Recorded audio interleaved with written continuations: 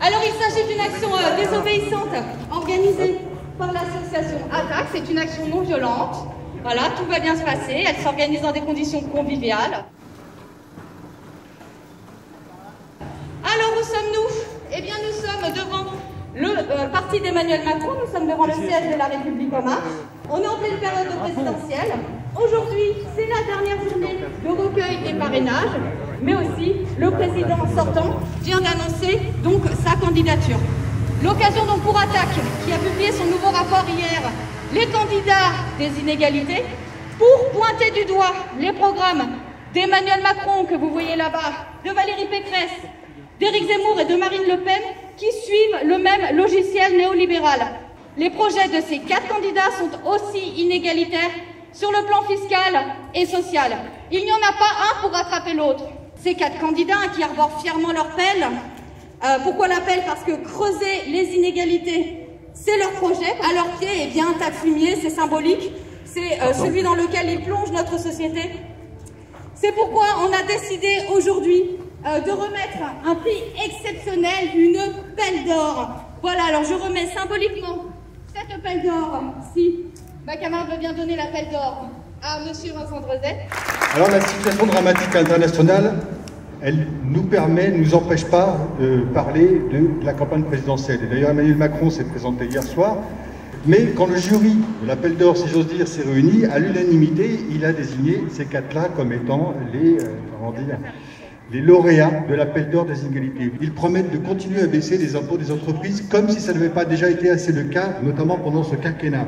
Et ce sera des baisses d'impôts qui profiteront essentiellement aux grandes entreprises, ce qui leur permettra de distribuer des dividendes. Ils promettent également de s'attaquer aux droits de donation et de succession, un des rares impôts progressifs qui subsistent dans le système fiscal et qui permet de réduire les inégalités, notamment de patrimoine. Si ces propositions étaient mises en œuvre, on aurait une explosion des inégalités de patrimoine, mais aussi de revenus, alors que déjà elles s'accélèrent. Sur la question de la fraude fiscale, on n'entend pas grand-chose. Ces 4 candidats préfèrent parler de la fraude sociale, de la fraude aux prestations sociales, qui représente 3 milliards d'euros. Pourquoi ils font ça? Parce qu'ils veulent en finir avec la redistribution sociale, en stigmatisant les chômeurs, en stigmatisant le fameux assistanat et les minima sociaux qui permettent à des personnes de survivre et dans de sales conditions. Eh bien, ils promettent de s'attaquer au modèle social. La réforme des retraites, qui a été validée par l'Union européenne sur proposition d'Emmanuel Macron, l'a confirmé hier, ça veut dire travailler plus et sans gagner plus. Les autres candidats promettent la même chose. Et enfin, ils promettent également de s'attaquer aux services publics, en réduisant le périmètre des services publics, en continuant, comme Valérie Pécresse le propose, de supprimer des postes de fonctionnaires, en continuant, comme Emmanuel Macron l'a déjà fait, une privatisation rampante de l'action publique. Bref, c'est le modèle social dans son ensemble qui est attaqué, et c'est au final des injustices et des inégalités qui risquent d'exploser. Donc voilà pourquoi l'association ATTAC décerne l'appel d'or à ces 4 candidats, et aujourd'hui, nous remettons au président sortant qui se représente pour mener la même politique. Voilà l'appel d'or.